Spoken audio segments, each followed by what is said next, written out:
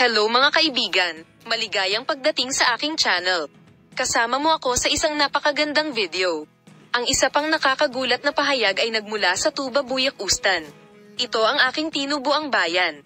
Sinabi ni Tuba Buyak Ustan na ang balita na siya ay nanirahan sa Paris, ang kabisera ng France, ay hindi totoo. This is my homeland, sabi ng aktor.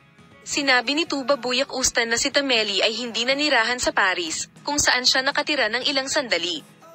Player, ang pag-alis sa aking bansa para sa kabutihan ay wala sa tanong. Ito ang aking tinubuang bayan, sabi niya. Sa makatuwid, ito ay isang pangalawang lungsod na mahal ko at nagpapanginig sa aking puso. Kaya ako pumunta at gawin ito, sabi niya. Sinabi ni Tuba Buyak Ustan, gusto ko ang Paris.